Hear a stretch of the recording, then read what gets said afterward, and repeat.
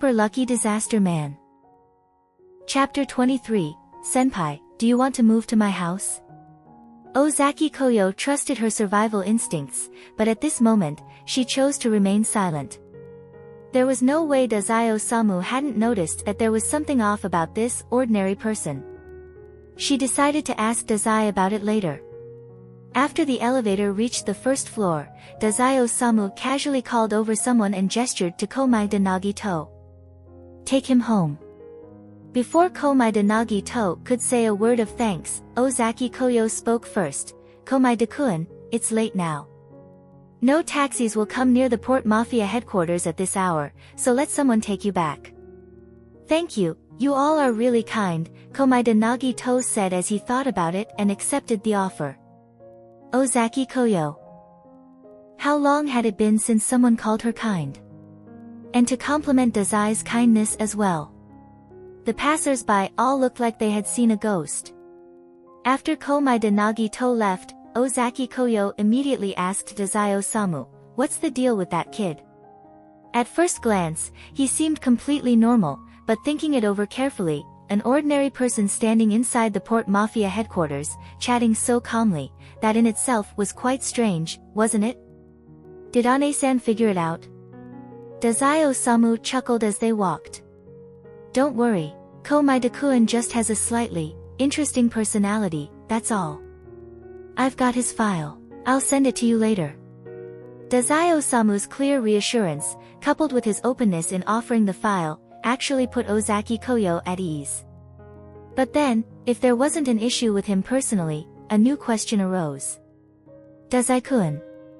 Ozaki Koyo, who had once dreamed of running away with someone she loved, only for it to lead to their death, had fully accepted reality now and no longer sought to touch the light. She furrowed her brows slightly as she spoke. Don't carelessly drag people from outside into our world. If it were that easy for him to die, he wouldn't be Komai de-kun.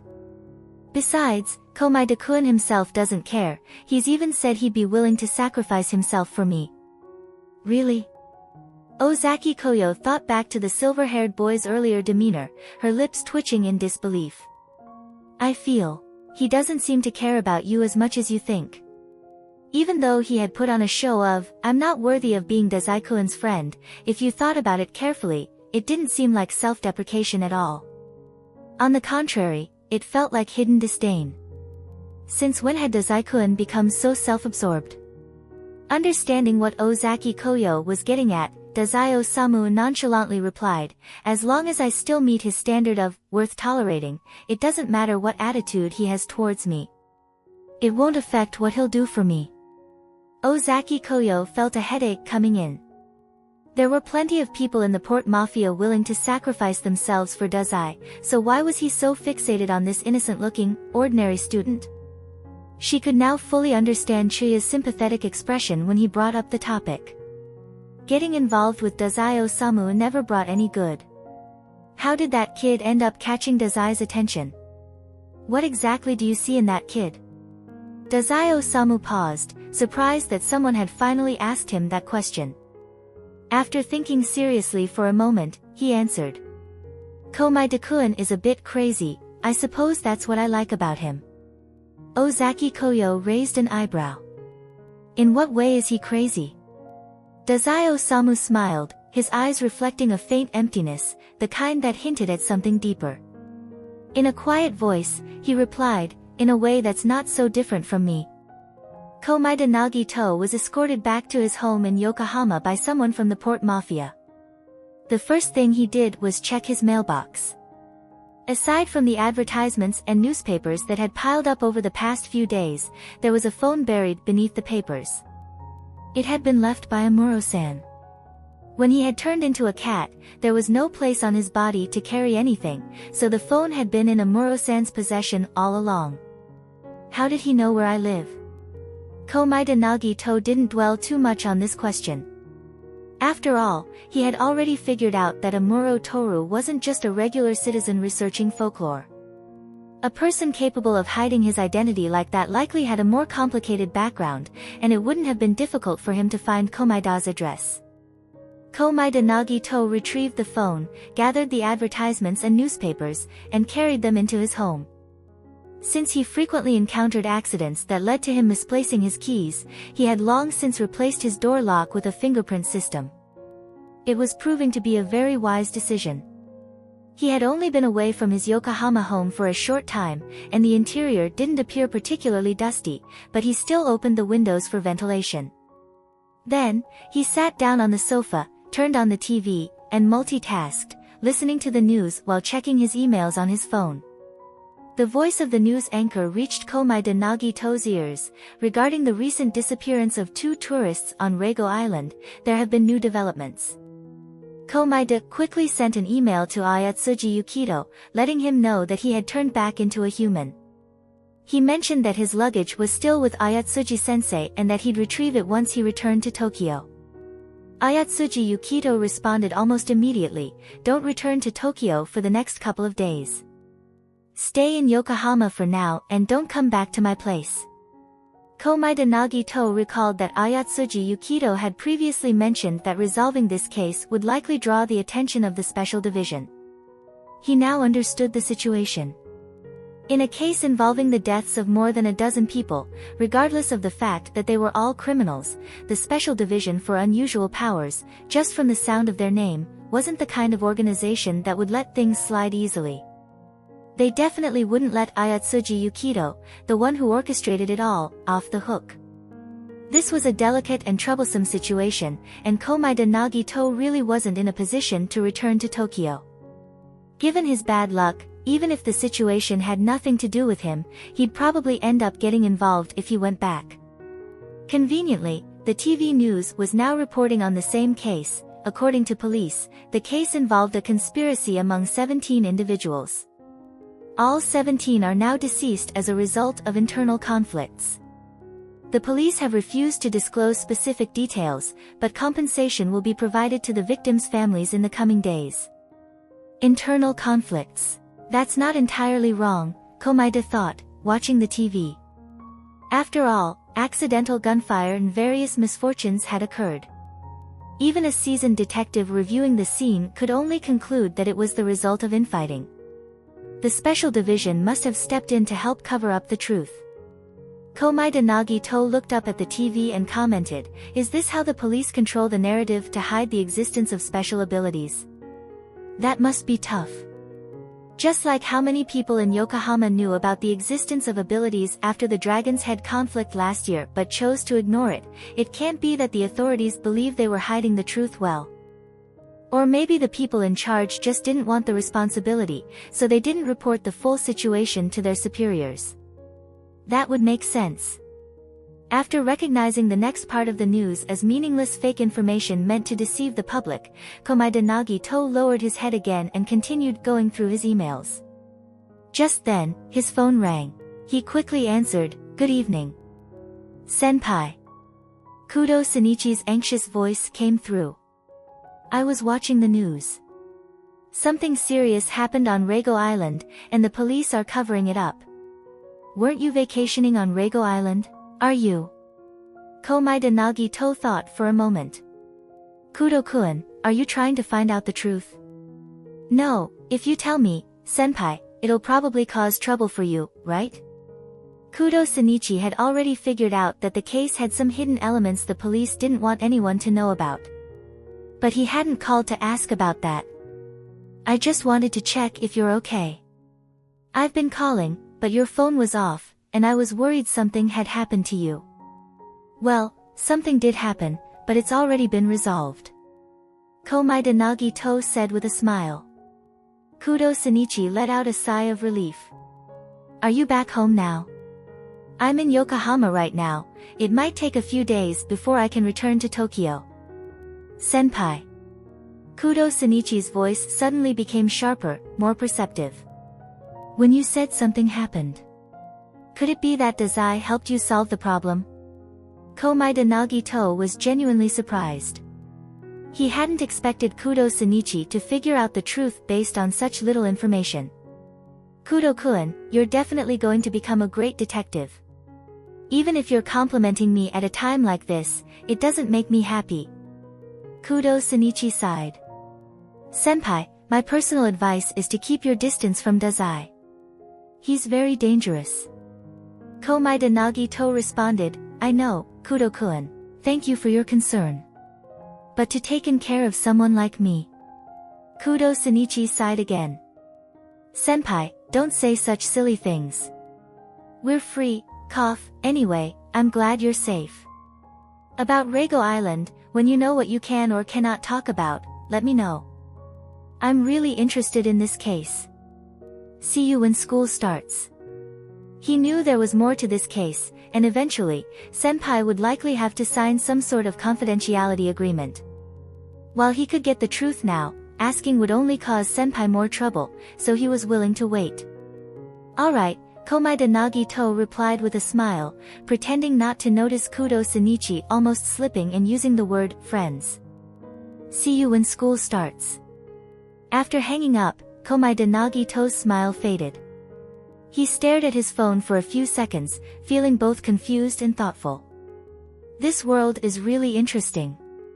There are actually people lining up to be my friend. This treatment was certainly a novelty. He wondered how long those two would stick around. Without thinking too much about it, Komaeda Nagito checked his inbox again, confirmed that there were no urgent mails, and dialed a number. The call connected quickly. Komaeda-san, you finally called me. The person on the other end sounded excited. It hasn't even been 10 days yet. Have you changed your mind? Komaeda Nagito had dialed the number of the representative from Tei Corporation's insurance company, the one who had come to him previously asking for a deferment of the compensation payment. Back then, Komaeda had said he wanted to join the secret gambling ship operation run by the chairman of Tei Corporation. The representative hadn't agreed to that condition, and the negotiations had ended without resolution. However, Komaeda Nagito mentioned that in 10 days, the representative might change his mind, although the implication was that the representative, not Komaeda, would change his mind. Nonetheless, the representative had held on to a shred of hope. He hadn't expected Komaeda Nagito to call him back in less than half that time. However, the response Komaeda Nagito gave wasn't what the representative had hoped for. No, I haven't changed my mind. I still want to board your gambling ship that's said to gather countless souls of despair.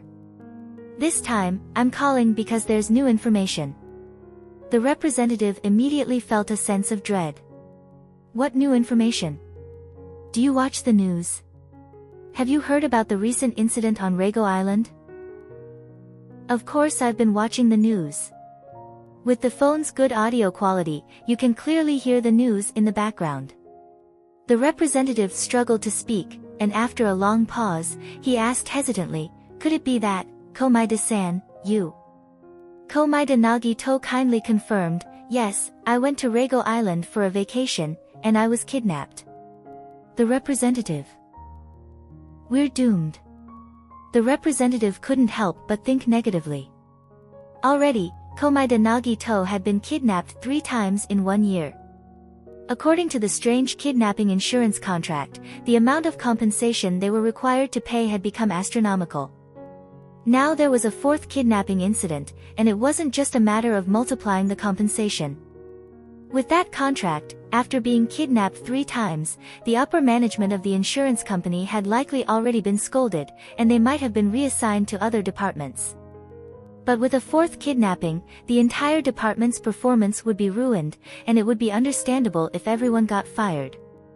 The representative was already imagining himself being fired, living on the streets, his family leaving him, and his elderly father disowning him.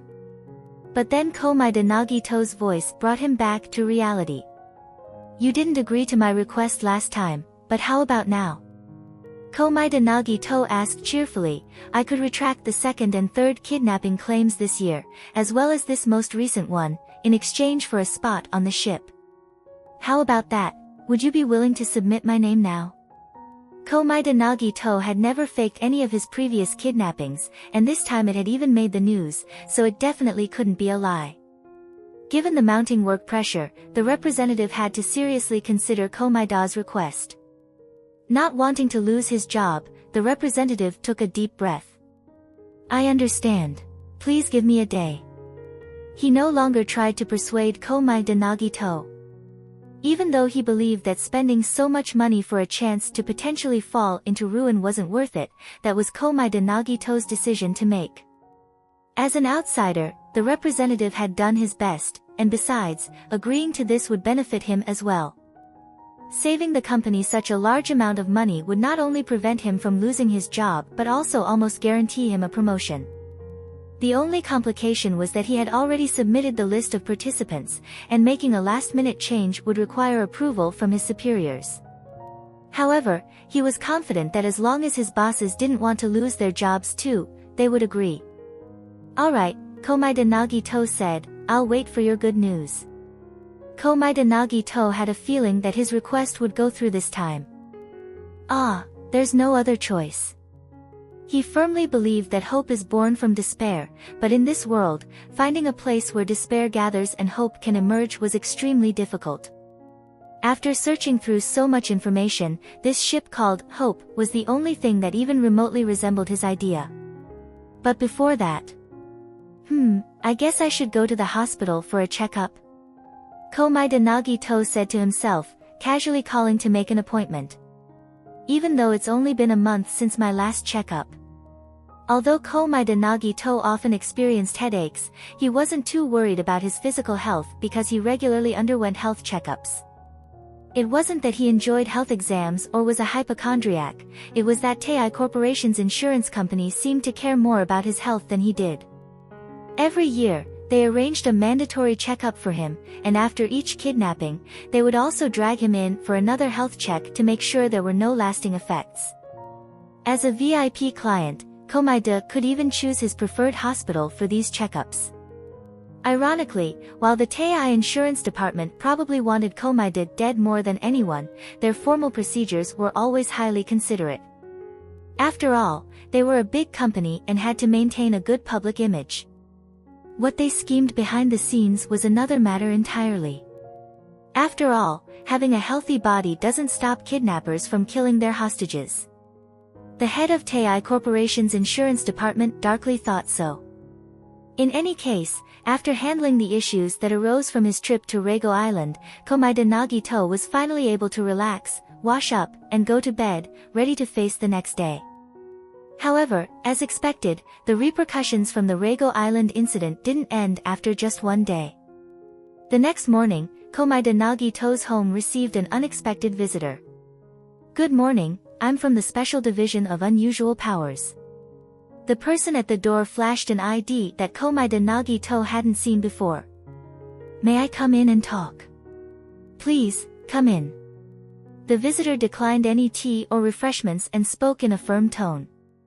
I assume, having been caught up in the Reigo Island incident and even transformed into a cat, that you're aware of the existence of special abilities, correct? Komai de Nagito nodded. As someone from Yokohama, he had already known about this for a while. The Special Division agent, unaware of Komai de Nagito's inner thoughts, continued according to protocol. Good, then I'll get straight to the point. Regarding the events on Reigo Island, how much do you know? Please explain everything in detail. Komai de Nagito squinted slightly. This request for detailed information was a bit telling. It seemed that Ayatsuji-sensei had been rather vague when discussing his part in the incident. So, Komai de Nagito chose to only mention what he felt was appropriate, avoiding the specifics about Ayatsuji Yukito's explanation of another, the ability that could cause criminals to die by accident. Instead, he simply described how those people had died due to various accidents. The Special Division agent, thinking himself thorough, tested Komai de Nagito a bit. Convinced that Komai de Nagito genuinely didn't know the full truth, he was satisfied and pulled out a confidentiality agreement. Due to some reasons that can't be easily explained, I need you to keep everything that happened on Reigo Island confidential. If anyone asks, just say that you were kidnapped on the first day and know nothing, and that you were rescued later. Understand? This is not a joke. Even though you're a minor, you should know what to say and what not to say, right? If you reveal anything, we'll know, and I believe you've taken out kidnapping insurance, right? we can reveal all the relevant information as proof. Hearing this subtle warning about the seriousness of the situation, along with the implication that they had already investigated him and knew about his insurance, Komaeda Nagito calmly signed his name. Understood. For an ordinary 15-year-old without parents or any kind of support, offending a government department would likely mean the end of them. But for Komaeda Nagito, he wasn't staying silent because of the agreement, but because he had his own plans. The Special Division agent, satisfied with the signed agreement, left feeling that this child, lacking parental guidance, had matured early. The boy showed no discomfort or defiance during their conversation. He was a smart kid and would likely stick to the agreement. The agent felt that his mission had gone smoothly. He had read Komaeda Nagito's file before coming. The kid sure had bad luck, constantly getting kidnapped because of his massive fortune. However, this time, he had probably been implicated because of Ayatsuji Yukido. If he hadn't gone with such a suspicious detective, there's a good chance he would have had a normal vacation. It didn't matter, though. Soon enough, the boy would have to move and get away from that dangerous detective. After seeing the Special Division agent off, Komaeda Nagito immediately called Ayatsuji Yukido. Yesterday, Ayatsuji-sensei had been adamant about avoiding contact, but now it should be fine, right? After a short delay, the call connected. Komaeda-kun, Ayatsuji Yukido greeted curtly, "Do you need something?" "The Special Division came to see me." "They came to see me too. Just listen to them. They won't harm you." Ayatsuji Yukido's voice was detached, as though he was deliberately keeping a distance from Komaeda. But they were never particularly close to begin with. "Your luggage is still at my place. Remember to come get it." "Is there anything else?" Though Ayatsuji Yukido didn't say much directly, Komaeda Nagito could read between the lines. "No, I'll come back to Tokyo in a couple of days." "Alright, see you." Komaeda Nagito pondered for a moment. That detached tone. Ayatsuji-sensei must be under surveillance, right? Especially after the recent incident, the surveillance would be even stricter. The phone was probably being tapped. The Special Division was really a hassle. For someone as talented as Ayatsuji-sensei, instead of helping him find a better place to use his abilities and realize his full potential, they were focusing on all this. However, Komaeda Nagito could guess the shady reasoning behind it. The higher-ups were probably worried that if Ayatsuji-sensei discovered something about them, he could endanger them all. How disgusting. So, what now? Komaeda Nagito thought for a moment and sighed deeply. Looks like I need to find a new place to live again. The fact that he had called Ayatsuji-sensei's office number, not his mobile, and that the call went through, meant that Ayatsuji-sensei hadn't moved. The Special Division likely wasn't planning to relocate Ayatsuji-sensei yet but had probably increased surveillance and monitoring. As for Komaeda Nagito's own apartment, it was probably the best place for surveillance. The Special Division wouldn't miss the chance. It was only a matter of time before his landlord came up with an excuse to ask him to leave. The problem was, finding another suitable apartment in Baeka, one that would work for school, wasn't easy. After years of living there, he knew the area well. First, he had to rule out the apartments he'd rented in the past but had been blacklisted from due to various incidents. Then, he'd exclude the ones for sale but not for rent, as well as those that only rented to seniors. Lastly, he had to cross off any buildings that were too old or unsuitable. Not many options remained. Komaeda Nagito went online to search for rental listings, but since the apartment he was currently in was recently rented and was the most suitable option, the listings he found were mostly the same ones he had already dismissed in the past due to being unsatisfactory. This became quite troublesome. Either he'd have to buy a place, or he could stay at a hotel for a few years. That wasn't entirely out of the question. As Komaeda Nagito was busy browsing apartment listings, another call came in. In fact, over the past 2 days, he had received more phone calls than he typically got in a whole year, including the usual telemarketing calls. The caller was his junior, Kudo Sunichi. "Kudo-kun?" Kudo Shinichi had spent the entire night investigating the Reigo Island incident, and the more he dug, the more intrigued he became. Since the case had blown up into something big, Kudo Shinichi figured the police wouldn't take long before silencing the involved parties. Based on the timing, he assumed Komaeda Nagito was probably in the clear by now, so he quickly called to see if there was anything he could share. "Senpai, did the police come?" "They've already left," Komaeda Nagito replied. "If you want to ask about Reigo Island, I can only tell you that I was kidnapped as soon as I arrived and don't know anything." This explanation clearly didn't fool Kudo Shinichi.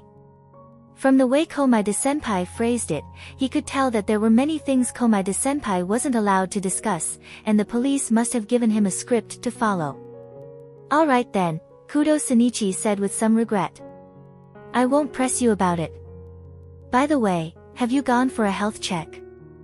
Due to Komaeda-senpai's family situation, Kudo Shinichi always felt it was necessary to remind his senpai to take care of his health, especially since there wasn't anyone around to look after him if something went wrong. "I've scheduled an appointment, but I haven't gone yet. I'm currently looking for a new apartment." Kudo Shinichi was surprised. "Looking for an apartment? Why? Are you planning to move?" Komaeda Nagito didn't beat around the bush. "I just have a feeling that in the next couple of days, someone will ask me to move. I'm looking in advance because finding a place to rent is quite troublesome."